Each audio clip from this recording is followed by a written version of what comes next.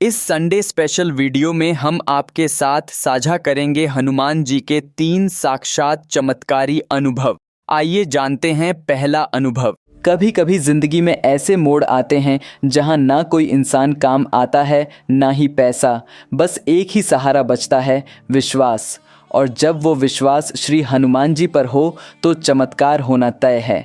आज मैं आपको सुनाने जा रहा हूँ एक बहन की वो सच्ची कहानी जिसने संकट में सिर्फ अपने प्रभु को पुकारा और कैसे हनुमान जी ने उसके आंसुओं की पुकार सुनी और उसके पिता को मृत्यु के मुंह से वापस ले आए।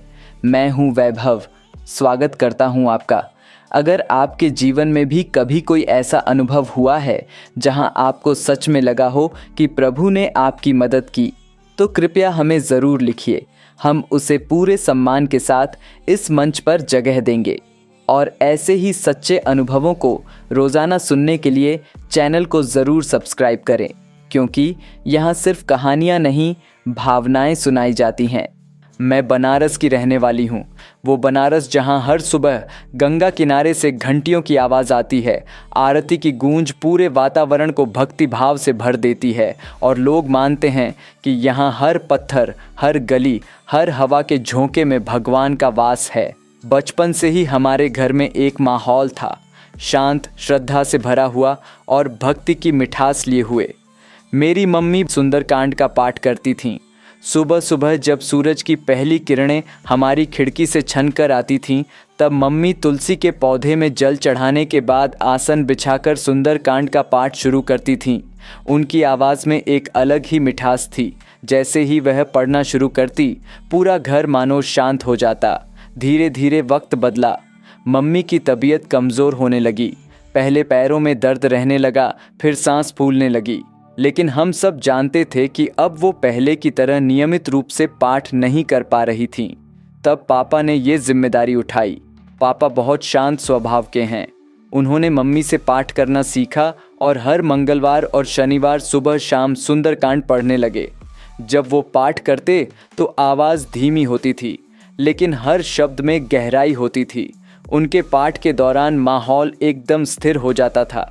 दियों की लौ बिना हिलती डुलती जैसे सुन रही हो। और हम सब भी, हम बड़े हो रहे थे। जिंदगी कॉलेज, नौकरी और जिम्मेदारियों में उलझने लगी थी।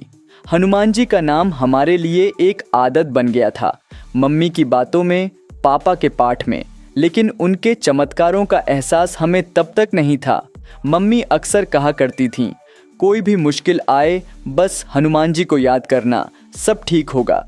हम भी सुन लेते थे, सर झुका लेते थे, पर भीतर तक वो बात तब तक नहीं उतरी थी। अब करीब 2 महीने से पापा को सर में दर्द रहने लगा था। शुरू में लगा बस थकान होगी, उम्र का असर होगा, पर दिन बीतते गए और दर्द बढ़ता गया। कई बार मौसम बदलने पर भी वो दर्द तेज हो जाता। हम सभी व्यस्त थे, दीदी शादी की तैयारियों में, लेकिन अंदर ही अंदर सबको चिंता होने लगी थी। फिर एक दिन अचानक दर्द असहनीय हो गया। पापा चुपचाप थे, लेकिन उनकी आंखों में बेचैनी साफ दिख रही थी। उस दिन सुबह मौसम कुछ अलग था, अजीब सी उमस थी, बादल छाए हुए थे और हवा थमी हुई सी लग रही थी, जैसे वातावरण भी कुछ अनकहा बता रहा हो। उस समय दीदी की शादी बस 2 महीने दूर थी। घर में हलचल थी, कपड़े, कार्ड्स, रिश्तेदारों की सूची, मेहमानों की बात। बट सबके बीच पापा की तबीयत बिगड़ने लगी। मम्मी चिंतित थीं, लेकिन वो भी अंदर से जानती थीं कि इस बार मामला कुछ सामान्य नहीं है। उस समय मैं बेंगलोर में पढ़ाई कर रही थी। शहर की भीड़ भाड़, क्लासेस, असाइनमेंट्स और प्रोजेक्ट्स के बीच दिल और दिमाग दोनों घर की ओर ही रहते थे। ख़ासकर जब पता था कि घर में इतनी बड़ी बात, दीदी की शादी होने वाली है। घर की यादें, मम्मी की आवाज़, पापा की चाय के साथ की बातें और दीदी की शादी की तैयारियाँ, सब कुछ भीतर ही भीतर घूमता रहता था। कॉलेज से बड़ी मुश्किल से मुझे शादी से सिर्फ 3 दिन पहले छुट्टी मिली। अंदर से तो मैं बहुत बेचैन थी, काश कुछ दिन पहले घर जा पाती। मगर जैसे ही घर पहुंची, माहौल वैसा ही था जैसा एक शादी वाले घर का होता है। चारों तरफ हलचल, हंसी ठिठोली, कपड़े, गहने, मेहमानों की आवाजाही और तैयारी की भागदौड़। लेकिन इन सब के बीच जो बात सबसे ज़्यादा खटकने लगी वो थी पापा की तबीयत। जब मैंने उन्हें देखा तो पहली बार लगा कि वो थक गए हैं। उनकी आंखों के नीचे हल्की सी कालिमा, माथे पर हल्का पसीना और चेहरा कुछ उतरा सा था। मैंने मम्मी से पूछा तो उन्होंने कहा, बस सर में थोड़ा दर्द है, शादी की टेंशन है शायद। सबने पापा से कहा भी था, एक बार दिखा लीजिए, लेकिन वो हमेशा हंसकर टाल देते, अरे कुछ नहीं है, शादी के बाद दिखा लेंगे। उन्हें लगता था कि ये नॉर्मल सिर दर्द है। कभी कभी देर रात तक बैठने से, ज़्यादा सोचने से ऐसा हो जाता है, लेकिन मेरे मन में बेचैनी बढ़ती जा रही थी। अगले ही दिन सुबह मौसम कुछ अजीब था, हल्के बादल, ठंडी हवा और एक सन्नाटा सा माहौल, जैसे कुछ कह रहा हो। मैं पापा के कमरे में गई, देखा तो वो चुपचाप लेटे हुए थे। मैंने ठान लिया कि अब और इंतज़ार नहीं करूँगी। मैंने उन्हें ज़बरदस्ती तैयार करवाया और हॉस्पिटल ले गई। वहाँ हमने सारे टेस्ट करवाए। रिपोर्ट आने में थोड़ा वक्त लग रहा था और मैं अंदर से बहुत घबराई हुई थी।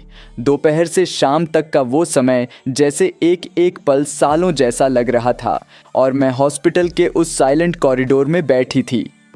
दिमाग सुन्न था। शाम को जब डॉक्टर ने बुलाया और रिपोर्ट दिखाई तो जैसे ज़मीन खिसक गई। पापा को ब्रेन कैंसर था और डॉक्टर ने बहुत सीधे शब्दों में कहा, टाइम कम है। मुझे कुछ समझ नहीं आया। आंखों में आंसू थे, लेकिन मैं रो नहीं सकती थी। उस वक़्त मम्मी को बताना तो मुमकिन ही नहीं था और ना ही दीदी को, जिसकी शादी सिर पर थी। मैं जानती थी अगर ये बात सबको बता दूं तो शादी रुक सकती है और घर में टेंशन बढ़ जाएगी। बस मैंने बड़ी दीदी और जीजा जी को धीरे से अलग ले जाकर बताया। हम तीनों ने मिलकर एक दूसरे को संभाला और सबसे बड़ी बात, पापा को भी नहीं बताया कि उन्हें क्या हुआ है। उनकी आंखों में जो दर्द था, अब मुझे उसका मतलब समझ आ रहा था। मैं कहीं ना कहीं जानती थी कि हमारे घर में बचपन से सुंदरकांड का पाठ होता आ रहा है। हनुमान जी की भक्ति मेरे मन में भी थी, पर वो भाव शायद अब तक सिर्फ श्रद्धा तक सीमित था। पर अब उस दिन हॉस्पिटल के बाहर बैठकर मैंने पहली बार भीतर से हनुमान जी को पुकारा। मैंने आंखें बंद की और बस यही कहा, अगर आप सच में हो तो मेरे पापा को बचा लीजिए। वो आप पर भरोसा करते हैं, हम सब करते हैं, बस उन्हें कुछ मत होने देना। मेरे मन में यह भाव था कि हमारे घर में श्री हनुमान चालीसा, सुंदरकांड और सच्चे मन से की गई प्रार्थना कभी व्यर्थ नहीं जाती। मैंने पहले कभी कभार ही हनुमान चालीसा पढ़ी थी, लेकिन उस दिन के बाद से हर रात आंखें बंद करके वही एक प्रार्थना दोहराती थी। डॉक्टर ने जब ये कहा कि अगर 3 दिन में ऑपरेशन नहीं हुआ तो हम उन्हें नहीं बचा पाएंगे, तो ऐसा लगा जैसे किसी ने मेरे पैरों तले ज़मीन खींच ली हो। मैं वहाँ बैठी रही, बिल्कुल चुप। हॉस्पिटल की वो सफ़ेद दीवारें, हर कोने से आती दवाइयों की गंध और डॉक्टर की गंभीर आवाज़ बार बार मेरे कानों में गूंज रही थी। पापा हमेशा मेरे सबसे करीब रहे हैं। जो भी बात मन में होती थी सबसे पहले उन्हीं से कहती थी। मेरी छोटी छोटी परेशानियों को भी वो ऐसे सुनते थे जैसे वो ही सबसे बड़ी हो। और आज जब वो तकलीफ़ में थे तो मैं कुछ कर भी नहीं पा रही थी। उस रात घर लौटी तो सब सो चुके थे। बाहर हल्की हवा चल रही थी और आसमान में बादल छाए थे। मन इतना भारी हो गया था कि सांस लेना भी मुश्किल लग रहा था। मैं अपने कमरे में गई और मोबाइल उठाया, गूगल पर हनुमान जी टाइप किया और उनकी एक तस्वीर खोल ली। वो तस्वीर देखती रही, आंखों से आंसू बहते जा रहे थे, शब्द खुद ब खुद निकलते जा रहे थे, आप तो सबकी रक्षा करते हैं हनुमान जी। फिर मेरे पापा के साथ ऐसा क्यों? उन्होंने कभी किसी का दिल नहीं दुखाया, कभी किसी को मना नहीं किया। आधी रात को भी कोई मदद के लिए आ जाए तो भी बिना सोचे सबके लिए दौड़ जाते थे। फिर आज जब उन्हें आपकी ज़रूरत है तो आप कहाँ हो? मेरे पास बस सवाल थे, और वो भी ऐसे जिनके जवाब शायद किसी के पास नहीं थे। बस मन में यही बात गूंज रही थी, आप तो किसी को रोते हुए नहीं देख सकते ना, फिर आज मेरी हालत क्यों नहीं देख पा रहे? अगले 3 दिन ऐसे बीते जैसे कोई स्वप्न चल रहा हो। शादी की रस्में, मेहमानों की आवाजाही, हंसी मजाक, सब कुछ एक अलग ही दुनिया लग रही थी। लेकिन मेरे भीतर सब कुछ ठहरा हुआ था। हर रस्म के बीच, हर पल मेरे मन में सिर्फ पापा और हनुमान जी थे। मैंने किसी से कुछ नहीं कहा, हर दिन बस उनकी तस्वीर को खोलती, देखती और आंखें बंद करके धीरे धीरे उनका नाम लेती रही। सुंदरकांड या चालीसा पढ़ने की हालत में नहीं थी, पर मन से यही भाव निकलते रहे, बचाना, बस पापा को बचा लेना। 3 दिन बीत गए और शादी हो गई। किसी को इस बात की भनक तक नहीं लगी कि घर के भीतर कितनी बड़ी लड़ाई चल रही है। शादी वाले दिन भी जब सब फोटोज खिंचवा रहे थे, मैंने मन में बस यही कहा, अब आपने शादी भी हो जाने दी, अब उन्हें मत लेना। शादी के तुरंत बाद पापा को ऑपरेशन के लिए हॉस्पिटल ले जाया गया। अब तक केस इतना बढ़ चुका था कि डॉक्टर भी हिम्मत नहीं कर पा रहे थे। उन्होंने साफ कहा था कि अब ये ऑपरेशन बहुत रिस्की है, हम ट्राई ज़रूर करेंगे लेकिन कुछ कह नहीं सकते। मुझे याद है ऑपरेशन वाले दिन सुबह बहुत सन्नाटा था। घर भी खाली हो चुका था, बारात जा चुकी थी और हम हॉस्पिटल में थे। बाहर ठंडी हवा चल रही थी, आसमान पूरी तरह से बादलों से घिरा हुआ था। लगता था जैसे आसमान भी उस दिन चुप था।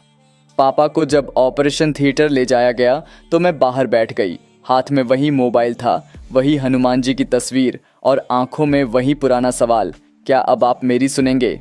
कॉलेज से छुट्टी की बहुत कोशिश की थी मैंने, लेकिन कॉलेज का रूल था कि शादी हो या बीमारी, अटेंडेंस कम हुई तो एग्ज़ाम देने की परमिशन नहीं मिलेगी। मजबूरी में मुझे लौटना पड़ा। जब ट्रेन का समय हुआ तो मैं भारी मन से निकल पड़ी। स्टेशन की भीड़, भागते लोग, वो प्लेटफॉर्म पर आती जाती ट्रेनों की आवाज़, सब कुछ उस वक़्त बहुत धुंधला सा लग रहा था। ट्रेन में बैठते ही मैंने प्रभु का नाम लिया।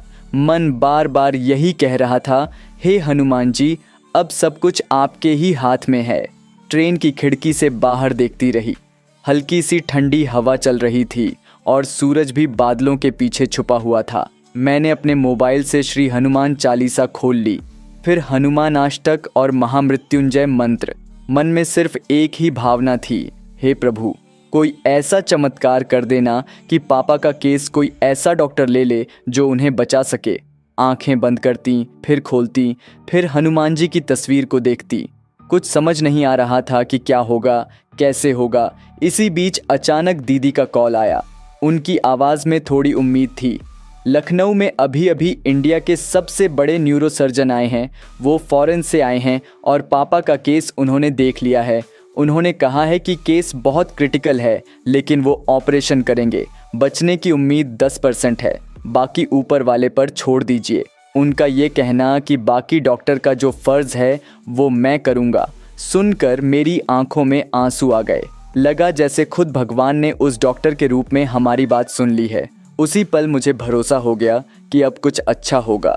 मैं तब तक अपने कॉलेज पहुंच चुकी थी, लेकिन मन पूरी तरह घर पर ही था। जिस दिन ऑपरेशन होना था, मैं अपनी क्लासेस छोड़कर सीधे हॉस्टल पहुंची। कमरे में अकेली बैठकर सबसे पहले हनुमान जी की तस्वीर के सामने दिया जलाया। उस दिन मौसम भी अजीब था, न बहुत तेज़ धूप थी, न बहुत ठंडी, जैसे वातावरण भी किसी अनजानी प्रतीक्षा में था। मैंने सुंदरकांड का पाठ शुरू किया। हर शब्द के साथ मन में बस एक ही बात दोहरा रही थी, हे प्रभु, मेरे पापा को बचा लो। पाठ करते हुए वक़्त का अंदाज़ा नहीं रहा। घंटों निकल गए। मन पूरी तरह से हनुमान जी में डूबा हुआ था। उधर ऑपरेशन थिएटर में 6 घंटे से ज़्यादा समय हो चुका था। घर पर किसी ने सुबह से कुछ नहीं खाया था। दीदी, जीजा जी और मम्मी सब हॉस्पिटल में बैठे हुए बस डॉक्टर के बाहर आने का इंतज़ार कर रहे थे। ठीक शाम के 6 बजे जब मैंने सुंदरकांड का पाठ पूरा किया, उसी वक़्त फ़ोन आया। ऑपरेशन सक्सेसफुल रहा। मेरे हाथ कांपने लगे, आंखों से आंसू निकलते जा रहे थे। घुटनों के बल बैठकर मैंने सिर्फ एक ही बात दोहराई, धन्यवाद प्रभु, आपने मेरी सुन ली। लेकिन ऑपरेशन के बाद डॉक्टर ने एक बात और कही, केस बहुत क्रिटिकल था। ऑपरेशन सफल तो हो गया है, लेकिन मेमोरी लॉस की संभावना है। उन्हें सब कुछ भूल सकता है, कुछ भी हो सकता है। अब आगे सब कुछ रिकवरी पर निर्भर करता है। उसके बाद क्या हुआ वो जानने से पहले ही दिल कांप उठता है। पर उस दिन के बाद से मैंने अपने प्रभु को कभी नहीं छोड़ा। एक ऐसा रिश्ता बन गया था जिसमें अब सवाल नहीं थे, बस समर्पण था। हमने बस श्री हनुमान जी का नाम नहीं छोड़ा। और जैसे ही ऑपरेशन के बाद पापा को होश आया, सब कुछ धीरे धीरे सामान्य होता गया। डॉक्टर्स भी हैरान थे कि इतनी क्रिटिकल सर्जरी के बाद भी ना कोई मेमोरी लॉस, ना कोई जटिलता, पापा ठीक हो रहे थे। मानो हनुमान जी ने अपना हाथ उनके सिर पर रख दिया हो। अब इससे बड़ा चमत्कार मेरे जीवन में और क्या हो सकता था। समय धीरे धीरे बीतता गया। उस घटना को अब 3 साल हो चुके हैं। ये 3 साल बहुत भावनात्मक रहे। हर सुबह पापा की आवाज़ सुनना, हर शाम उनके साथ बैठना, मेरे लिए सब कुछ किसी वरदान से कम नहीं था। लेकिन फिर अचानक 3 साल बाद जैसे ही सब कुछ सामान्य लगने लगा था, पापा की तबीयत फिर बिगड़ने लगी। कुछ शुरुआती टेस्ट हुए और रिपोर्ट्स देखकर हमारे पैरों तले ज़मीन खिसक गई। डॉक्टर्स ने कहा कैंसर फिर से लौट आया है और इस बार ज़्यादा गंभीर स्थिति में। मेरे सामने अंधेरा सा छा गया था, लेकिन मैंने फिर वही किया जो पहले किया था, अपने प्रभु श्री हनुमान जी को याद किया। उस दिन सुबह मौसम भी बहुत भारी था। आसमान में हल्के बादल थे, हवाओं में कुछ डर जैसा घुला हुआ था और पापा को तुरंत हॉस्पिटल ले जाना पड़ा। रास्ते भर मैं सिर्फ श्री हनुमान चालीसा का पाठ करती रही। डॉक्टर्स ने कहा ये कैंसर रिलैप्स है। अगर कीमोथेरेपी तक स्थिति संभल जाए तो गनीमत है, आगे कुछ भी नहीं कह सकते। उधर पापा हॉस्पिटल में, उधर घर की आर्थिक स्थिति दिन पर दिन बिगड़ती जा रही थी।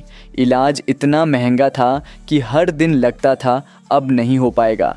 कभी बैंक से पैसे निकालने पड़ते, कभी किसी से उधार मांगना पड़ता। बहुत से लोग तो सिर्फ देखकर आगे बढ़ जाते थे। कोई नहीं पूछता था कि मदद चाहिए या नहीं। पर इन सब के बीच एक चीज़ थी जो कभी कम नहीं हुई, मेरी श्रद्धा। मैं हर दिन श्री हनुमान चालीसा का पाठ करती, हर रात हनुमान अष्टक का जाप करती। कभी कभी सुबह 4 बजे उठकर भी पाठ किया। बस एक ही बात मन में रहती, पापा को कुछ नहीं होना चाहिए प्रभु, एक बार फिर अपना चमत्कार कर दो। धीरे धीरे कीमोथेरेपी के सेशंस पूरे होते गए। डॉक्टर्स भी हैरान थे कि इतने कमज़ोर शरीर के बावजूद पापा ट्रीटमेंट झेल पा रहे थे। उनका कहना था कि हम सिर्फ ट्रीट कर रहे हैं, लेकिन इनका शरीर जिस तरह रिस्पॉन्ड कर रहा है वो किसी शक्ति का काम है। कुछ हफ्तों बाद कीमोथेरेपी का अंतिम सेशन भी पूरा हो गया। पापा थक चुके थे, लेकिन चेहरे पर शांति थी। डॉक्टर्स ने कहा अब इनको घर ले जाइए, आराम करवाइए। उस दिन पहली बार हम सबने चैन की सांस ली थी, लेकिन शायद परीक्षा अभी बाकी थी। घर लौटने के कुछ ही दिन बाद अचानक पापा को तेज बुखार आया, शरीर कांपने लगा और उनका बीपी खतरनाक रूप से नीचे गिर गया। आधी रात का समय था, हवाएं तेज चल रही थीं, जैसे रात भी बेचैन हो। उन्हें तुरंत आईसीयू में एडमिट करना पड़ा। डॉक्टर्स ने गंभीर लहजे में कहा अभी कुछ नहीं कह सकते, ये रात बहुत भारी हो सकती है। मैंने उसी वक्त हनुमान जी को याद किया। आंसू आंखों से रुक नहीं रहे थे। हॉस्पिटल के कॉरिडोर में एक कोना पकड़कर बैठ गई, आंखें बंद कीं और श्री हनुमान चालीसा शुरू की। 1 बार, 2 बार, लगातार 11 बार श्री हनुमान चालीसा का पाठ किया और फिर 11 बार हनुमान अष्टक। हर बार बस यही दोहराती रही, हे प्रभु फिर से एक बार वही चमत्कार कर दो, एक बार फिर पापा को बचा लो। उस रात की हर घड़ी बहुत भारी थी। हर बीतता मिनट किसी पहाड़ की तरह लग रहा था, लेकिन मेरा मन सिर्फ अपने प्रभु से जुड़ा हुआ था। उस रात जब आईसीयू के कॉरिडोर में बैठी थी, दिल में सिर्फ एक ही सवाल था, हे प्रभु क्यों? श्री हनुमान चालीसा पढ़ते पढ़ते आंखों से आंसू रुक नहीं रहे थे। हर शब्द के साथ दिल का दर्द बाहर आ रहा था। मैंने हनुमान जी से पहली बार उस तरह बात की जैसी कोई बहन अपने भाई से शिकायत करते हुए करती है। मैंने कांपती आवाज़ में कहा, क्यों इतने कष्ट दे रहे हो उनको, जिन्होंने पूरी जिंदगी दूसरों के लिए जी है, कभी किसी का बुरा नहीं किया, कभी कोई स्वार्थ नहीं रखा, फिर इतनी कठिन परीक्षा क्यों? उस वक्त रात का सन्नाटा भी जवाब देने की हालत में नहीं था। हॉस्पिटल के बाहर ठंडी हवा चल रही थी, जैसे पूरी कायनात उस पीड़ा में मौन थी। अंदर आईसीयू की मशीनों की आवाज़, मॉनिटर की बीप, सब कुछ मिलकर एक बेचैन माहौल बना रहे थे। मैंने गुस्से में कहा, अगर ख़त्म ही करना था तो पहले ही क्यों नहीं कर दिया? अब जब इंसान भी टूट गया, पैसा भी खत्म हो गया, तब क्यों ये तड़प, ये असहायता? मैं वहीं कोने में बैठकर फूट फूट कर रो पड़ी। किसी ने पास आकर दिलासा तक नहीं दिया। शायद किसी को ज़रूरत नहीं पड़ी, क्योंकि उस वक्त मेरा सहारा सिर्फ एक था, मेरे हनुमान जी। रात भारी थी, लेकिन सुबह किसी चमत्कार से कम नहीं थी। सूरज की पहली किरण के साथ जैसे ही आंख खुली, नर्स आकर बोली, मैम, आपके पापा की तबीयत में तेज़ी से सुधार हो रहा है। मैं हैरान थी, विश्वास और अविश्वास के बीच थी। और तभी डॉक्टर आए और बोले, हमें इन्फेक्शन का कारण पता चल गया है, अब स्थिति कंट्रोल में है। अगर इसी तरह सुधार होता रहा तो 1-2 दिन में घर भेज सकते हैं। वो सुबह मेरे लिए किसी उजाले की तरह थी, जैसे अंधेरे में प्रभु ने खुद आकर दीपक जला दिया हो। और फिर अगले दिन सचमुच डॉक्टर ने कहा, आप इन्हें घर ले जा सकते हैं, अब ये बिल्कुल ठीक हैं। शरीर ने जैसा रिस्पॉन्ड किया है वो अविश्वसनीय है। वो दिन, वो पल, वो आभार शब्दों में नहीं उतार सकती। उस दिन के बाद से मैंने निर्णय लिया, अब मैं कभी श्री हनुमान चालीसा का पाठ नहीं छोड़ूंगी। अब यह मेरा नियम बन गया है।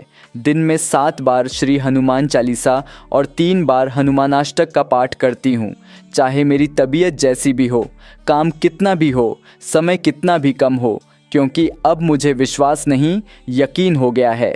यकीन हो गया है कि श्री हनुमान जी को बस साफ मन से पुकारना है। उन्हें दिखावे की नहीं, दिल की सच्चाई चाहिए। जब दिल से पुकार लगती है तो वे दौड़े चले आते हैं। उन्हें आपके आंसू सहन नहीं होते। अब तो मैंने उनसे कहा है, आप ही मेरे भाई हो, मेरे भगवान हो, मेरा परिवार हो। अगर कभी मैं आपसे दूर हो जाऊं तो मुझे राह दिखा देना प्रभु। भटकूं नहीं, गिरूं नहीं, बस आपके चरणों में बनी रहूं। यही था मेरा अनुभव, एक सच्चा, बहुत ही निजी और भगवान के चमत्कार से जुड़ा हुआ। अब ये कहानी यहीं पूरी होती है, लेकिन मेरी भक्ति की यात्रा अब भी जारी है, क्योंकि अब मैंने समझ लिया है कि जो सच्चे मन से पुकारता है, हनुमान जी कभी उसे अकेला नहीं छोड़ते। तो देखा आपने, जब सब दरवाजे बंद हो जाते हैं तब प्रभु अपने चमत्कार का एक खिड़की खोल देते हैं। बस मन सच्चा होना चाहिए और दिल से एक बार पुकार लगानी चाहिए। श्री हनुमान जी को किसी शोर या दिखावे की ज़रूरत नहीं होती। उन्हें चाहिए सिर्फ एक रोता हुआ मन और श्रद्धा से भरा हुआ दिल। अगर ये अनुभव आपके दिल को छू गया हो तो कृपया इसे दूसरों तक पहुंचाइए, क्योंकि क्या पता किसी और की टूटी उम्मीद को ये कहानी फिर से जोड़ दे। और हाँ, अगर आपके पास भी कोई सच्चा अनुभव है जो भगवान से जुड़ा है, चमत्कार से जुड़ा है, तो हमें ज़रूर भेजिए। डिस्क्रिप्शन में आपको ईमेल आईडी मिल जाएगी, वहाँ आप अपने अनुभव हमें भेज सकते हैं। दूसरा अनुभव सुनकर आप दंग रह जाएंगे, क्योंकि इसमें हनुमान जी ने वहाँ मदद की जहाँ इंसान की कोई उम्मीद बाकी नहीं थी। मैं वैभव आपका दिल से स्वागत करता हूँ हमारे इस चैनल पर, जहाँ हम लेकर आते हैं ऐसे सच्चे अनुभव जो न सिर्फ ईश्वर की कृपा को साबित करते हैं, बल्कि हमें ये भी याद दिलाते हैं कि जब हम टूट जाते हैं तब भगवान हमें थामते हैं। ये कहानी एक ऐसे भक्त की है जिसने अपने कर्म में कोई कमी नहीं रखी थी, लेकिन फिर भी एक दिन कुछ हजार रुपयों की संख्या उसके सामने से गायब हो गई। और फिर जो हुआ वो सिर्फ चमत्कार नहीं, बल्कि श्रद्धा की जीत थी। अगर आपके साथ भी कभी ऐसा कुछ हुआ है, कोई सच्चा अनुभव, कोई करिश्मा या कोई ऐसा लम्हा जब आपने भगवान को अपने आसपास महसूस किया हो, तो हमें ज़रूर बताएं, क्योंकि यह चैनल सिर्फ मेरा नहीं, हम सबका है। ये हमारी आस्था की आवाज़ है। मेरा नाम सोमनाथ है। ये बात साल 2017 के अक्टूबर महीने की है। उस समय मौसम में हल्की ठंडक घुलने लगी थी। असम में शरद ऋतु की शुरुआत हो चुकी थी और चारों ओर एक अजीब सी शांति और हल्की ठंडी हवा चलती थी। 4 अक्टूबर का दिन था और अगली रात शरद पूर्णिमा पड़ने वाली थी, इसलिए मंदिरों में कुछ ज़्यादा ही हलचल थी। लोग सुबह सुबह पूजा कर रहे थे, मिठाइयों की दुकानें सज गई थीं और हर जगह एक पवित्र सा वातावरण था। मैं उस दिन सुबह जल्दी उठ गया था, जैसे कोई भीतर से मुझे समय पर उठने को कह रहा हो। नहाकर मैंने रोज़ की तरह अपने घर के मंदिर में दीपक जलाया और हनुमान चालीसा का पाठ किया। ये मेरा नियम था और पिछले कई वर्षों से बिना एक दिन भी छोड़े मैं रोज़ हनुमान चालीसा पढ़ता था। उस दिन भी जैसे ही चालीसा ख़त्म हुई, मुझे अंदर से एक अलग ही सुकून का एहसास हुआ। लेकिन मन के किसी कोने में हल्की सी बेचैनी भी थी जो उस समय मैं समझ नहीं पाया। दोपहर होते होते बैंक में भीड़ बढ़ने लगी थी। चूंकि त्योहार का समय था, लोग अपने खाते से पैसे निकालने या जमा करने के लिए आ रहे थे। पूरे दिन मेरे काउंटर पर काम की रफ्तार कुछ ज़्यादा ही थी। हालांकि मैं बैंक में हेड कैशियर हूँ, लेकिन त्योहार के समय अतिरिक्त जिम्मेदारी आ ही जाती है। शाम के करीब 4 बजे तक सभी ट्रांजैक्शन निपट गए। अब समय था कैश क्लोज करने का, यानी पूरे दिन के लेन देन को मिलाकर आखिरी गणना करना। ये प्रक्रिया हम रोज़ करते हैं और इतने वर्षों के अनुभव के बाद इसमें कोई गलती होना बहुत ही असामान्य बात होती है। लेकिन उस दिन कुछ अलग हुआ। मैंने जब कैश गिनना शुरू किया तो पहले तो सब ठीक लग रहा था। हर डिनोमिनेशन के नोट ठीक से गिने, लेकिन जब फाइनल टोटल किया तो देखा कि पूरे कैश में लगभग 10,000 रुपये कम हैं। पहले तो लगा शायद कहीं गणना में गलती हो गई है। दोबारा गिना, फिर तीसरी बार, लेकिन हर बार वही टोटल आ रहा था, 10,000 रुपये कम। मेरे माथे पर पसीना आ गया, जबकि मौसम में ठंडक थी। मेरे साथ काम करने वाले स्टाफ ने भी देखा कि मैं अचानक गंभीर हो गया हूँ। एक ने कहा, सोमनाथ दा, सब ठीक है ना? मैंने सिर्फ सिर हिलाकर जवाब दिया, लेकिन भीतर से मेरी चिंता बढ़ती जा रही थी। एक सरकारी बैंक में हेड कैशियर के पद पर अगर कैश कम हो जाए तो उसकी जवाबदारी बहुत भारी होती है। ये कोई मामूली बात नहीं होती। मैंने अपनी सीट से उठकर एक बार पूरा काउंटर चेक किया। कहीं कोई नोट गिरा न हो, कोई ग्राहक गलती से कुछ ले गया हो, कोई और कर्मचारी ने कुछ नोट इधर उधर तो नहीं रख दिए। लेकिन सब कुछ साफ था, कहीं कुछ नहीं मिला। मन में डर की एक लहर दौड़ गई। मैं सोचने लगा, कहीं किसी से गलती तो नहीं हो गई, या फिर मुझसे ही कोई चूक हो गई। क्या मुझे ये पैसा अपनी जेब से भरना पड़ेगा? क्या मेरे खिलाफ कोई कार्रवाई होगी? लेकिन इन सारे सवालों के बीच मेरे मन में सबसे पहले जिसने दस्तक दी वो थे मेरे हनुमान जी। मैंने बैंक के स्टाफ रूम में जाकर एक कोना पकड़ा और मन ही मन हनुमान जी का नाम लेना शुरू कर दिया। जय हनुमान ज्ञान गुण सागर। मेरी आंखें नम हो गईं। मैंने उन्हें याद किया और अंदर ही अंदर प्रार्थना की, हे प्रभु, अगर मेरा मन साफ है, अगर मुझसे कोई बेईमानी नहीं हुई है तो मुझे इस संकट से निकालो। बाहर अंधेरा हो चुका था। शहर की गलियों में हल्की हल्की ठंडक के साथ पूजा पाठ की घंटियों की आवाज़ आ रही थी। कुछ दूर स्थित शिव मंदिर से आरती की गूंज सुनाई दे रही थी। हर कोई त्योहार की तैयारी में था, लेकिन मैं उस कोने में बैठा एक ही सवाल से जूझ रहा था, 10,000 रुपये कहाँ गए? उस दिन बैंक बंद होने के बाद भी मैं अपनी कुर्सी पर शांत नहीं बैठ पाया। जब 10,000 रुपये कम मिले तो जैसे मेरे पैरों तले ज़मीन खिसक गई हो। मैंने तुरंत सारे वाउचर्स को दोबारा मंगवाया। स्टाफ ने भी देखा कि मेरा चेहरा गंभीर हो गया था और वो भी थोड़े परेशान हो गए। हमने मिलकर पूरे दिन के ट्रांजैक्शंस को दोबारा देखा। हर वाउचर को ध्यान से चेक किया गया। Credit, debit, passbook entry, counter transaction, एक एक पेपर को हम उलट पलट कर देख रहे थे। बैंक का माहौल तब तक काफ़ी शांत हो गया था। अधिकतर स्टाफ जा चुके थे, लेकिन मैं, मेरे 2 सहकर्मी और एक असिस्टेंट कैशियर वहीं रुके हुए थे। बाहर हल्की हल्की ठंडी हवा चल रही थी। सूरज ढल चुका था और आसमान में चांद की हल्की रोशनी उतरने लगी थी। उस समय आसमान में जैसे चांद भी मेरी परेशानी को देख रहा था। शरद पूर्णिमा के पहले की रात थी। वातावरण में एक खास पवित्रता भी थी, लेकिन मेरे अंदर सिर्फ चिंता और बेचैनी थी। हमने पूरा कैश फिर से गिना। रकम लगभग 1 करोड़ रुपए के आसपास थी और उस मात्रा को दोबारा गिनना अपने आप में एक बड़ा काम था। लेकिन फिर भी वही 10,000 रुपये कम थे। ये कोई छोटी मोटी राशि नहीं थी, न ही कोई मजाक। ये मेरी ईमानदारी और वर्षों की मेहनत पर सवाल उठाने जैसा था। मेरा मन जैसे टूट गया था। मैंने अपने दोनों हाथ जोड़कर मन ही मन भगवान से प्रार्थना की, हे प्रभु, अगर मुझसे कोई गलती हुई हो तो आप माफ़ करना, लेकिन अगर ये मेरी परीक्षा है तो मुझे शक्ति देना इसे सहने की। मेरे लिए ये पैसों का सवाल नहीं था, बल्कि मेरे काम और जिम्मेदारी के प्रति आत्मसम्मान का मामला था। फिर मैंने बिना किसी और को कुछ बताए चुपचाप अपने अकाउंट से 10,000 रुपये जमा किए और पूरे कैश को संतुलित कर दिया। कैश क्लोज कर दिया गया और सारे कागज़, सिग्नेचर और लॉगबुक्स के साथ सुरक्षित रख दिए गए। अब समय था घर लौटने का। जैसा कि रोज़ होता है, उस दिन भी मैं अपने 2 सहकर्मियों के साथ सिलचर के लिए निकला। हम तीनों हर दिन हेलाकांदी से सिलचर अप डाउन करते थे। उस दिन भी हमारी गाड़ी समय पर चल पड़ी, लेकिन मेरे मन में एक अजीब सी बेचैनी थी। बाकी दोनों सहकर्मी हल्के मूड में थे, त्योहार की बातें कर रहे थे। किसी ने मिठाई का जिक्र किया, कोई लक्ष्मी पूजा की तैयारी की बात कर रहा था, लेकिन मैं बस खिड़की से बाहर देखता रहा। गाड़ी सड़कों पर आगे बढ़ती जा रही थी और मेरा मन वहीं अटका था। गलती कहाँ हुई? मैंने फिर से दिन भर के ट्रांजैक्शन याद करने शुरू किए। कौन सा ग्राहक आया, किसने कितना दिया, कितनी बार नोट गिने गए और कहाँ कोई स्लिप गलत हो गई हो सकती थी। पर सब कुछ जैसे स्मृति में धुंधला हो गया था। कभी लगता कोई ग्राहक शायद जल्दी में था, कभी लगता किसी नोट की गड्डी गिनने में कुछ चूक हो गई होगी। लगभग 1.5 घंटे बाद हम सिलचर पहुंचे।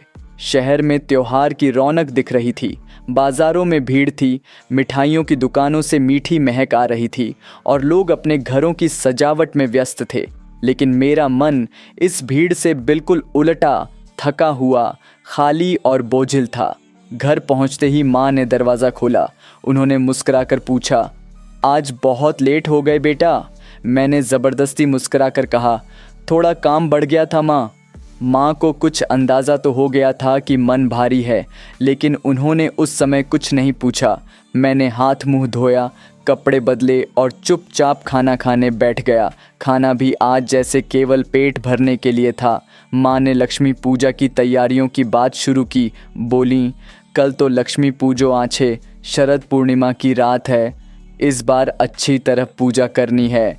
मैंने हाँ में सिर हिला दिया, लेकिन मन अभी भी उसी एक प्रश्न में अटका था, मैंने गलती कहाँ की। खाने के बाद मैं सीधे अपने कमरे में चला गया।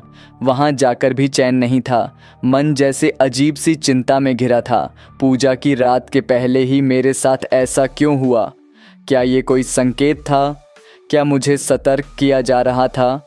आंखें तो बंद थीं, लेकिन नींद कोसों दूर थी। और फिर कब नींद आई मुझे पता भी नहीं चला। अगली सुबह जब मेरी आंखें खुलीं तो मन का वही बोझ अब भी वैसा ही था, जैसे कोई भारी पत्थर सीने पर रखा हो। बाहर सुबह की हल्की रोशनी खिड़की से कमरे में फैल रही थी, लेकिन मेरे भीतर अब भी अंधकार था। लक्ष्मी पूजा के दिन सुबह का वातावरण बहुत विशेष होता है। घरों से गंगा जल छिड़कने की आवाज़ें, फूलों की खुशबू, सभी में एक अलग ही ऊर्जा होती है। लेकिन मैं बस बिस्तर पर बैठा यह सोच रहा था कि कैसे एक दिन पहले ही मैं लक्ष्मी खो आया था। मन में एक ही बात गूंज रही थी, आज जिस दिन माँ लक्ष्मी का स्वागत है, मैं खुद को सबसे बड़ा दोषी महसूस कर रहा हूँ। ऐसा लग रहा था जैसे लक्ष्मी जी मुझसे रुष्ट हो गई हों। नहा धोकर तैयार हुआ। पूजा की बात सोचकर माथे पर चंदन और सिंदूर लगाया, लेकिन दिल से प्रसन्नता नदारद थी। हमेशा की तरह मैं हैलाकांदी जाने वाली गाड़ी की ओर बढ़ा। रास्ते में लोग एक दूसरे को पूजा की शुभकामनाएं दे रहे थे। महिलाएं फूलों की टोकरी लिए मंदिर जा रही थीं और कुछ जगहों पर रंगोली बनती नजर आ रही थी। हर कोई जैसे एक पवित्र उल्लास में डूबा था, पर मेरे भीतर वैराग्य जैसा कुछ चल रहा था। गाड़ी स्टार्ट होने ही वाली थी कि अचानक मेरे मन में एक विचार कौंधा, मैं क्यों न अपने इस दुख की बात उन्हें बताऊं, जिन्हें मैं अपना गुरु मानता हूं। यह विचार जैसे ऊपर से भेजा गया कोई संकेत था। मैंने तुरंत फ़ोन निकाला और कॉल किया अपने गुरु को, जिन्हें सब जय ठाकुर कहकर बुलाते हैं। वो कोई आम व्यक्ति नहीं है, वो श्री हनुमान जी के एक सच्चे साधक हैं, जिनकी साधना, तप और भक्ति की चर्चा मैंने कई लोगों से सुनी थी। उनका निवास स्थान महावीर चेहरा है, एक ऐसा स्थान जहां स्वयं श्री हनुमान जी की दिव्यता महसूस की जा सकती है।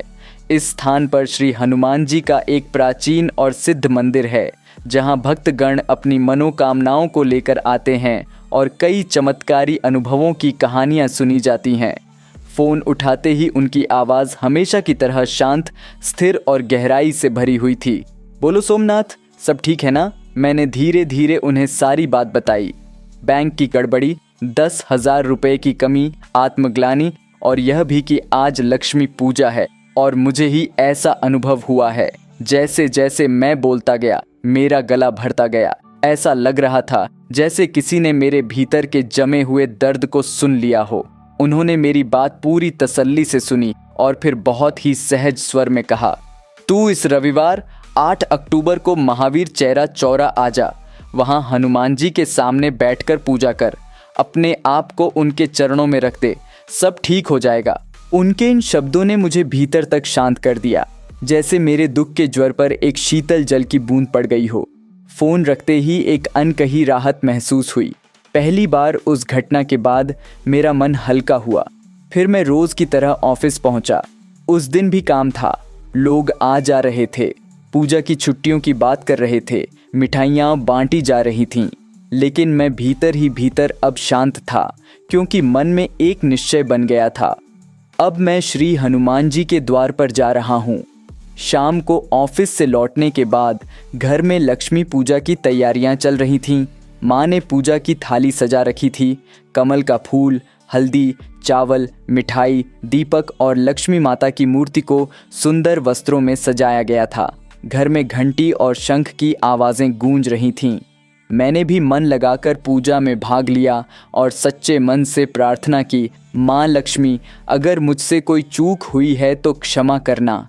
मैं इस बार मन से, तन से और आत्मा से भगवान के शरण में जा रहा हूँ। उस पूजा के समय मैंने संकल्प लिया कि रविवार को मैं महावीर चेरा चोरा मंदिर जाऊंगा और वहाँ श्री हनुमान जी के साथ साथ भोलेनाथ, भैरव बाबा, बगला माँ और दुर्गा माँ के सामने अपने मन की बात कहूँगा।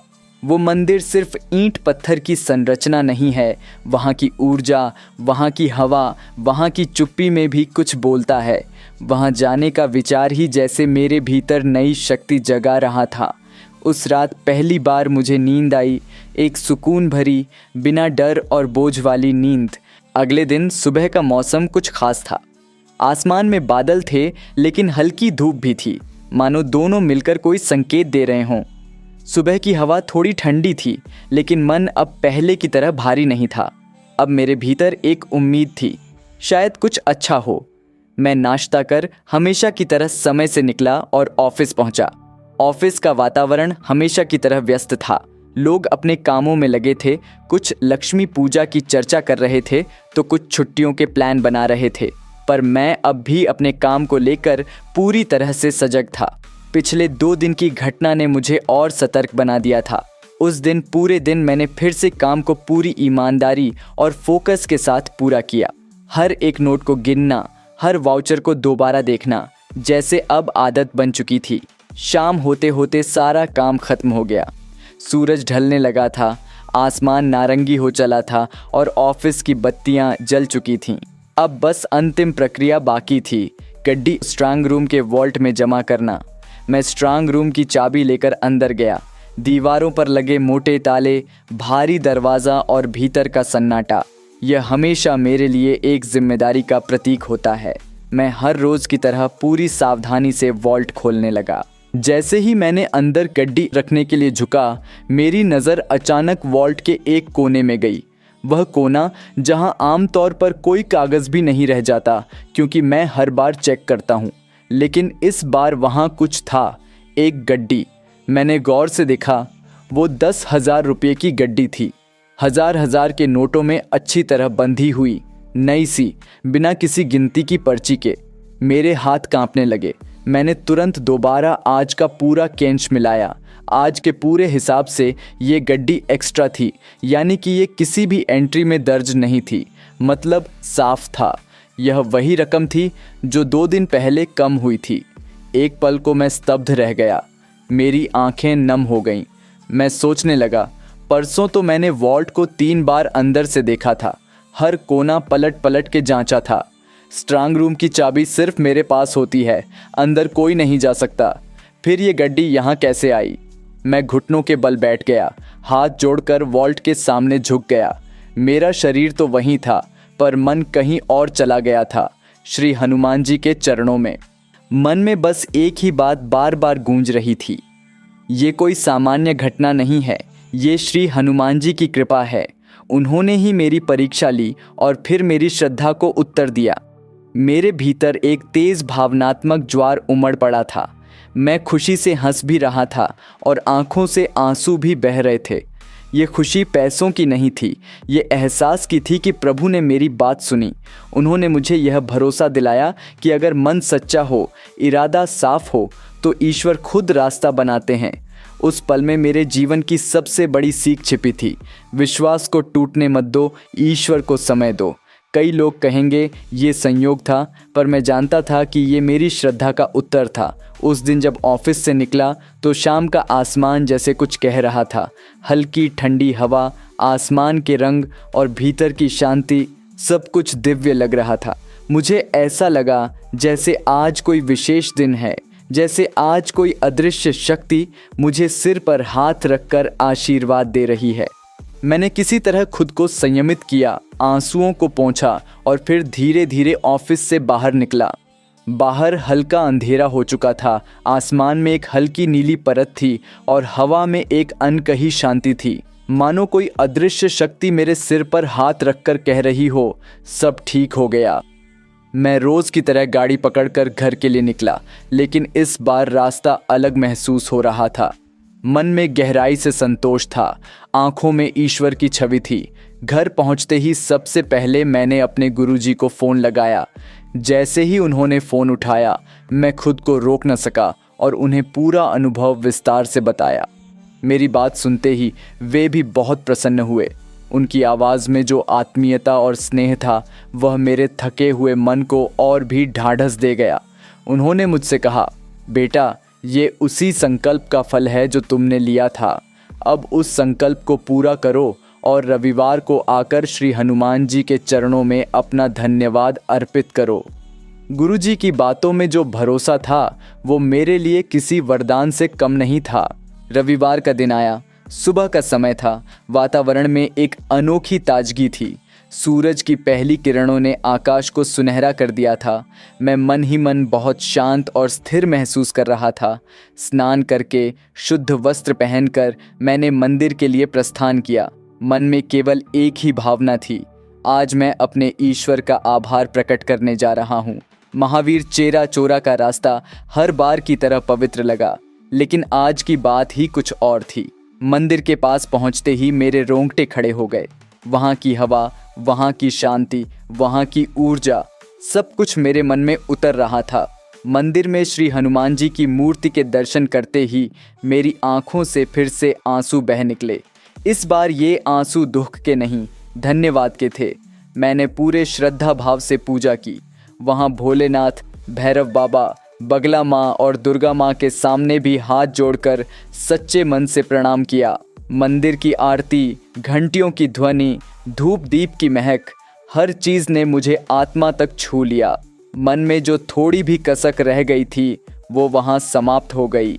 पूरी पूजा के बाद जब मैं मंदिर की सीढ़ियों पर बैठा, तो एक अजीब सा सुकून मेरे भीतर भर चुका था। ऐसा लग रहा था जैसे मैं अब पहले जैसा नहीं रहा।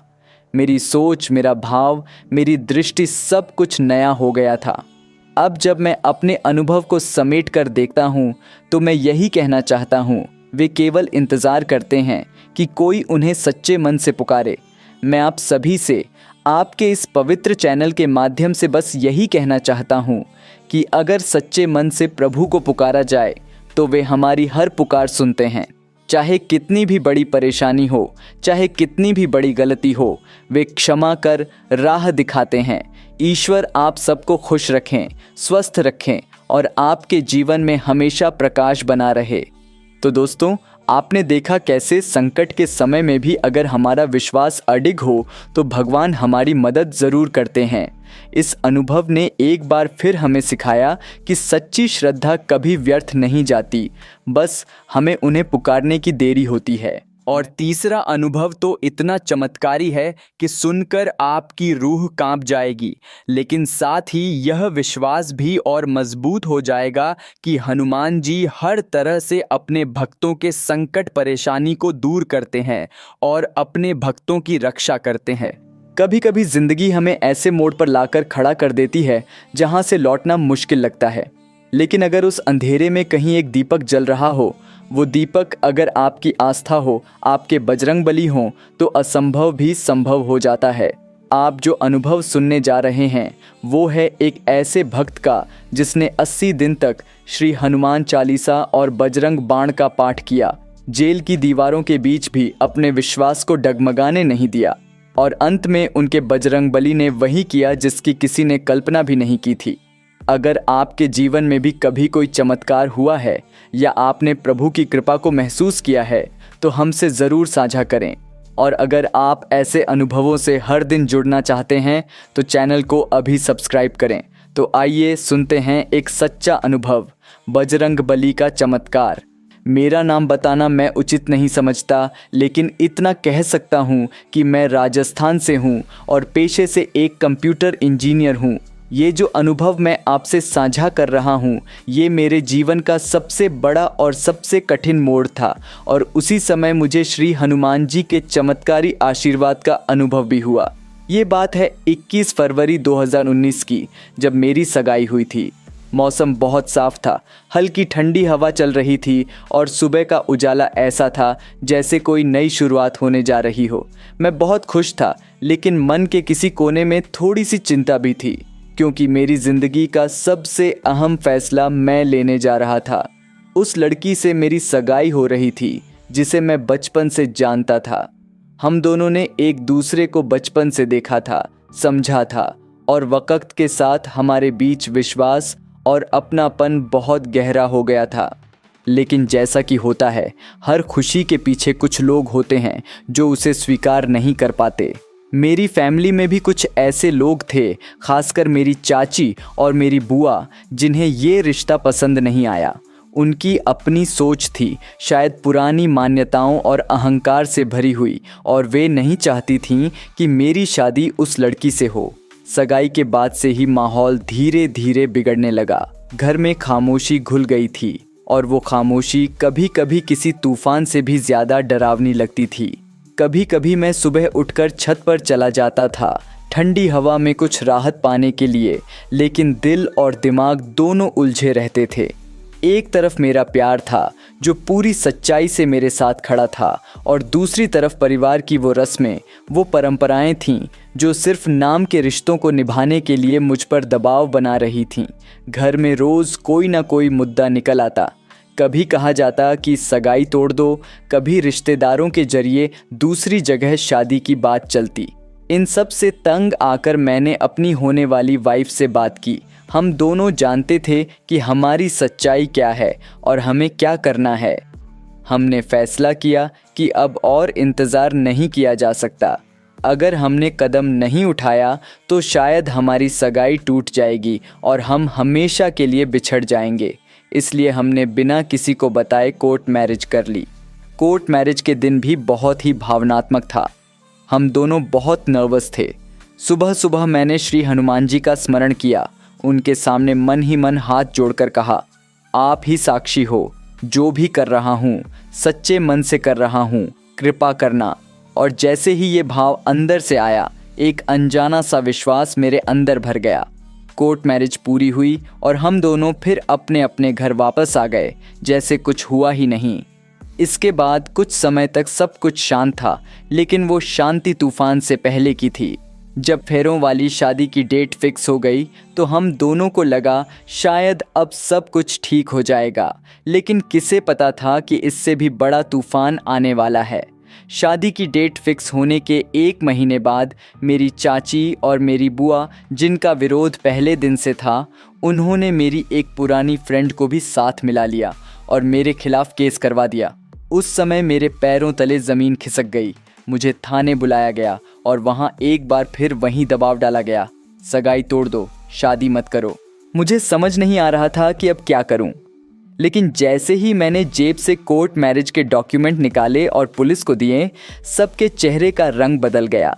पूरा मामला पलट गया।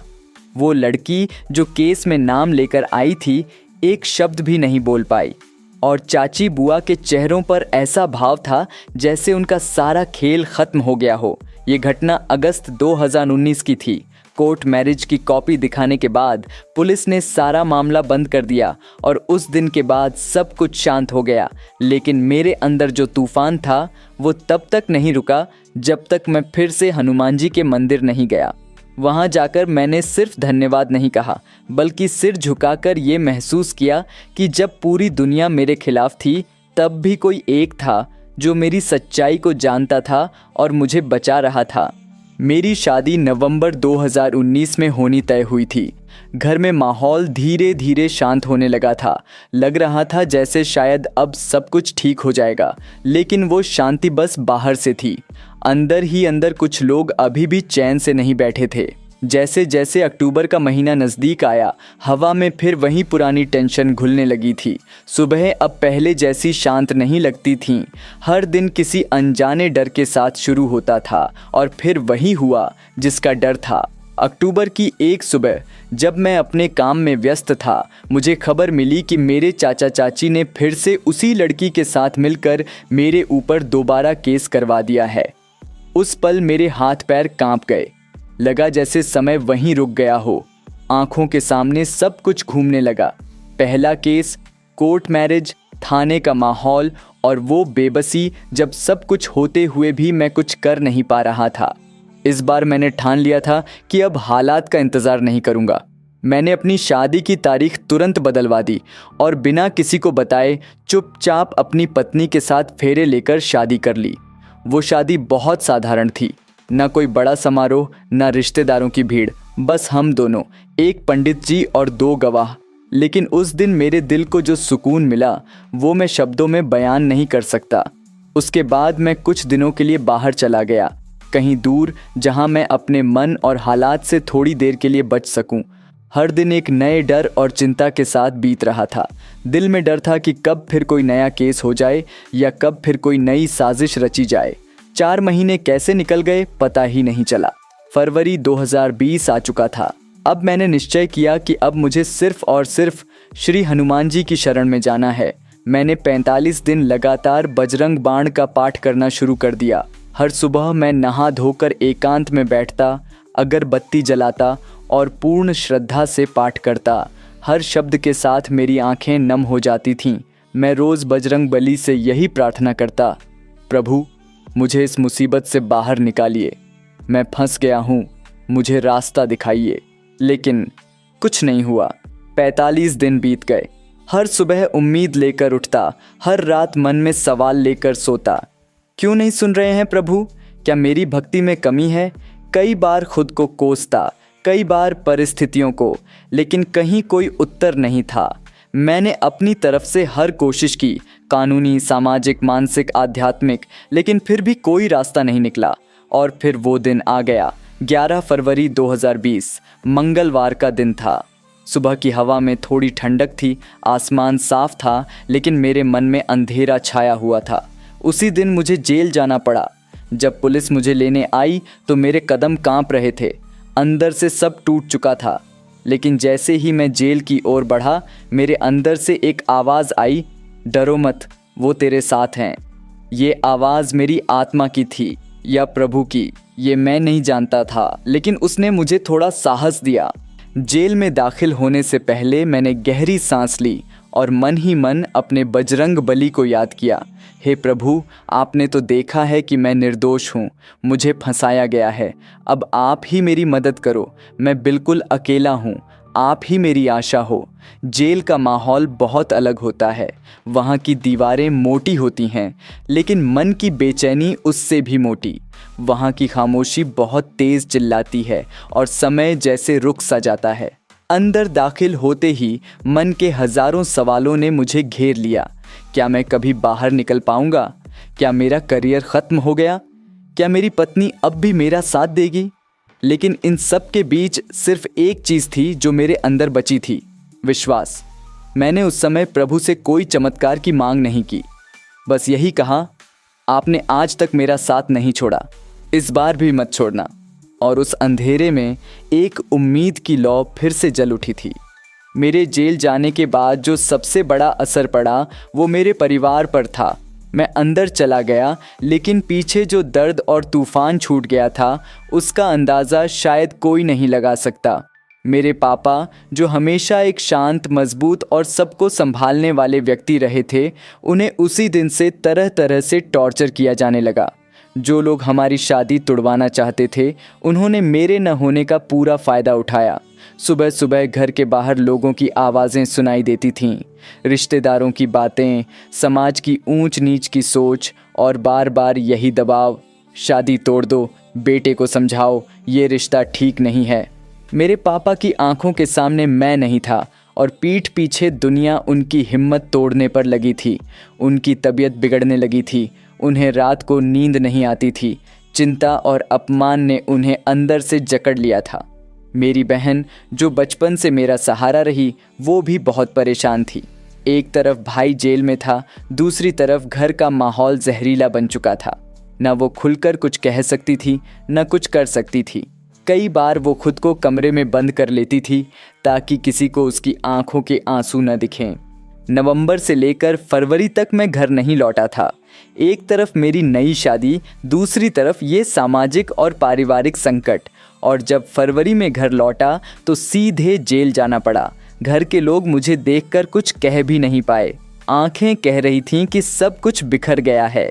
मेरे परिवार के अंदर जो लोग मेरी शादी के खिलाफ थे, उन्होंने कोई कसर नहीं छोड़ी। कभी पापा को धमकियां दी जाती, कभी माँ को अपमानित किया जाता। रिश्तेदारों के तानों की आग घर को धीरे धीरे जलाने लगी थी, मगर मेरी शादी नहीं टूटी। सबने बहुत कोशिश की, मगर वो गठबंधन जो मैंने और मेरी पत्नी ने श्री राम और श्री हनुमान जी को साक्षी मानकर किया था, वो किसी भी चाल से नहीं टूटा। जेल के अंदर मेरा शरीर भले ही बंद था, लेकिन मेरी आत्मा बजरंग बली की शरण में थी। मैंने ठान लिया था कि अब सिर्फ प्रभु ही मेरा सहारा है। हर सुबह जैसे ही जेल का दरवाज़ा खुलता, मैं एक कोने में बैठ जाता और सबसे पहले 7 बार श्री हनुमान चालीसा और 7 बार बजरंग बाण का पाठ करता था। फिर दिन भर, चाहे जैसे भी हालात हों, मैं मन ही मन श्री राम नाम का जाप करता रहता। मैं बजरंग बली से सिर्फ एक ही बात कहता, प्रभु, मैं निर्दोष हूँ, मुझे घर भेज दीजिए। मैंने कोई अपराध नहीं किया। मेरा सिर्फ एक ही अपराध है कि मैंने अपने प्यार और सच का साथ दिया। इन्हीं दिनों अचानक एक और बड़ी घटना घट गई। कोरोना वायरस की महामारी ने पूरे देश को अपनी चपेट में ले लिया। लॉकडाउन लग गया, जैसे सारी दुनिया रुक गई हो। अब किसी को भी कुछ समझ नहीं आ रहा था। हर ओर अनिश्चितता, डर और अकेलापन फैल चुका था। लोगों की उम्मीदें खत्म होने लगी थीं। जेल में भी घबराहट बढ़ गई थी। बाहर के हालात भी बद से बदतर होते जा रहे थे। मेरे पापा को एकदम तोड़ दिया गया था। उनके पास अब कोई सहारा नहीं बचा था। उनके अपने ही लोग उन्हें मानसिक रूप से इतना परेशान कर रहे थे कि वो भीतर से पूरी तरह टूट चुके थे। घर में जैसे चूल्हा बुझ गया था। मेरी पत्नी भी लॉकडाउन में अपने ही शहर में फंस गई थी। वो मेरे पास आ नहीं सकती थी, ना मैं उससे मिल सकता था। और इसी बीच समाज ने अपना असली चेहरा दिखाना शुरू किया। लोग तरह तरह की बातें बनाने लगे, मेरी पत्नी के बारे में, हमारे रिश्ते के बारे में, मेरे बारे में। किसी को सच्चाई से कोई लेना देना नहीं था। सब बस अपनी सोच का जहर उगल रहे थे। मगर एक बात थी जो मैंने नहीं छोड़ी, विश्वास। मैंने हार नहीं मानी, मैंने अपनी भक्ति नहीं छोड़ी। हर रोज़ जैसे ही सूरज की पहली किरण जेल की दीवार पर पड़ती, मैं मन ही मन कहता, जय श्री राम, जय हनुमान, और फिर अपने नियम के अनुसार पाठ करता। हनुमान चालीसा और बजरंग बाण। मेरा मन बार बार यही दोहराता था, हे प्रभु, मुझे न्याय चाहिए, आप ही मेरी आखिरी उम्मीद हो। जिन लोगों ने सोचा था कि मुझे जेल में दिक्कत होगी, मेरी हालत ख़राब हो जाएगी, वो सब उल्टा हुआ। मुझे कोई शारीरिक या मानसिक समस्या नहीं हुई।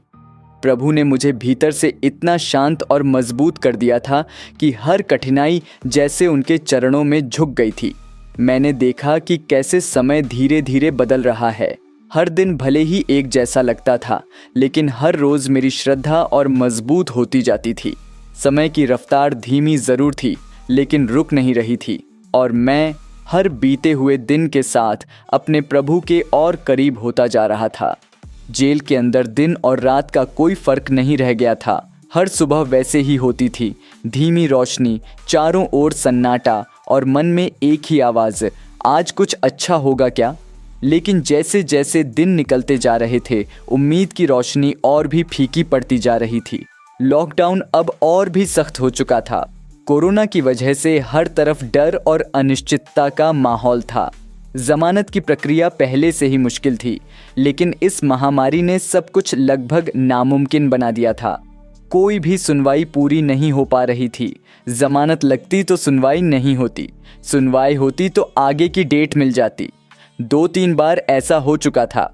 हर बार घर वाले एक उम्मीद लेकर कोर्ट की तारीख का इंतज़ार करते, और हर बार उन्हें खाली हाथ लौटना पड़ता। इन्हीं हालातों में एक रात मैं जेल के कोने में लेटा हुआ था। बहुत देर तक चुपचाप छत की ओर देखता रहा। मेरी आंखें बंद थीं, लेकिन मन पूरा जगा हुआ था। उस रात मैंने अपने बजरंग बली से सीधा निवेदन किया, हे प्रभु, अब आप ही कुछ चमत्कार कर सकते हो। मेरा घर बिखर गया है, सब परेशान हैं, मैं कुछ नहीं कर पा रहा हूँ। अब तो कोई रास्ता भी नहीं दिख रहा। मैं जानता हूँ आप सब देख रहे हो, बस अब मेरे लिए कुछ कर दो प्रभु, आप ही मेरे घर को बचा सकते हो। धीरे धीरे वक्त बीतता गया। जेल के अंदर दिन गिनने की आदत बन चुकी थी। हर तारीख को दीवार पर निशान बनाकर ये याद रखता था कि कितने दिन हो गए हैं। 70 दिन हो चुके थे। फिर एक सुबह ये खबर मिली कि मेरी फाइल आखिरकार सुनवाई में आ रही है। एक उम्मीद सी जागी। फाइल कोर्ट में लगी और जज ने उस पर एक नोट लगा दिया, कुछ ज़रूरी डॉक्यूमेंट्स मंगवाने के लिए।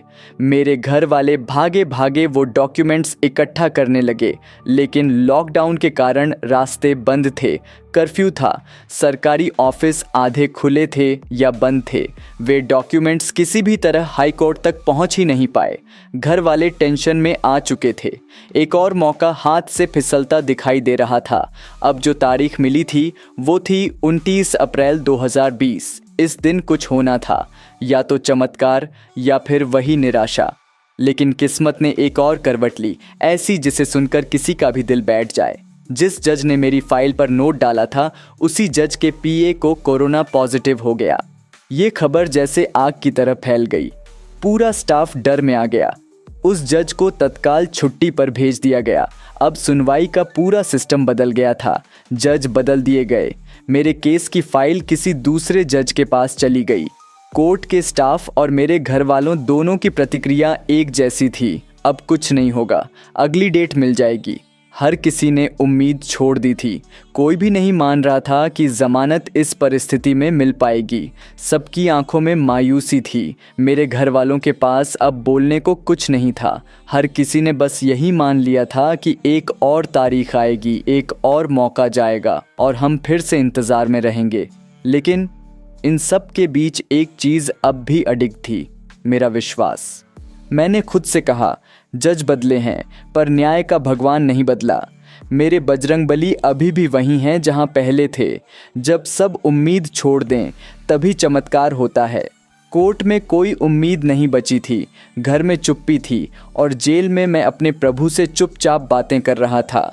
मौसम भी अजीब था। गर्मी अपने चरम पर थी, लेकिन मेरे शरीर को उस गर्मी से ज़्यादा मेरे मन की बेचैनी महसूस हो रही थी। मैं जानता था कि बाहर दुनिया थक चुकी है, लेकिन मैंने तय कर लिया था कि मैं नहीं थकूंगा। मैंने उस सुनवाई से पहले रात को फिर से 7 बार हनुमान चालीसा, 7 बार बजरंग बाण और श्री राम नाम का अनगिनत जाप किया। मेरी आंखें बंद थीं, लेकिन विश्वास खुला हुआ था। लेकिन मेरे बजरंगबली को कुछ और ही मंजूर था। अब मुझे 80 दिन हो चुके थे, लगातार श्री हनुमान चालीसा और बजरंग बाण का पाठ करते हुए, हर दिन उसी विश्वास, उसी आशा के साथ कि मेरे प्रभु ज़रूर कुछ करेंगे। जेल की दीवारें अब मेरी तपस्या की गवाह बन चुकी थीं। हर सुबह जब बाकी कैदी ऊँघते रहते, मैं सूरज की पहली किरण से पहले उठ जाता। उस वक्त चारों ओर शांति होती थी, सिर्फ पंछियों की आवाज़ें और मेरे हनुमान पाठ की गूंज होती थी। 1 मई 2020 की सुबह भी ऐसी ही थी। मन भीतर से शांति तो चाहता था, लेकिन स्थिति अभी भी वैसी ही थी। सब तरफ लॉकडाउन था, कोर्ट्स बंद, दफ्तर बंद और हर किसी के मन में वही सवाल, अब आगे क्या। उसी सुबह लगभग 6 बजे मेरी वाइफ ने मेरे हाई कोर्ट के वकील को कॉल किया। उसने बताया कि ऑनलाइन केस स्टेटस चेक करने पर एक तारीख शो हो रही है। वकील को यकीन नहीं हुआ। उसका पहला जवाब यही था, जज तो बदल चुके हैं, अब शायद कुछ नहीं होगा, सिस्टम में कोई एरर हो सकता है, फिर भी मैं ट्राई करता हूँ। उसने भी कोशिश की, लेकिन मन में कहीं ना कहीं उसे भी भरोसा नहीं था कि सुनवाई होगी। लेकिन जैसा कि मैंने पहले भी कहा था, मेरे बजरंगबली को कुछ और ही मंजूर था। 1 तारीख को दोपहर 1 बजे मेरी फाइल अचानक सुनवाई में आ गई। बिना किसी डॉक्यूमेंट के, बिना किसी तकनीकी परेशानी के सीधा ज़मानत ऑर्डर पास हो गया। किसी को भी यकीन नहीं हो रहा था। सब हैरान थे, ये कैसे हो गया। जिन लोगों ने कहा था कि लॉकडाउन के चलते कुछ नहीं होगा, वही लोग अब कह रहे थे, श्री हनुमान जी ने तुम्हारी प्रार्थना सुन ली। लेकिन मैंने उनसे एक ही बात कही, नहीं, बजरंगबली ने मेरी प्रार्थना सिर्फ सुनी नहीं, उन्होंने खुद मुझे ज़मानत दी है। एक ऐसा दिन जब पूरा सिस्टम ठप पड़ा था, हाई कोर्ट जैसी संस्था बंद पड़ी थी, वकील भी आश्वस्त नहीं था, डॉक्यूमेंट भी कोर्ट तक नहीं पहुंच पाए थे। उस दिन मेरे लिए कोर्ट खुली, सुनवाई हुई और फैसला मेरे हक में आया।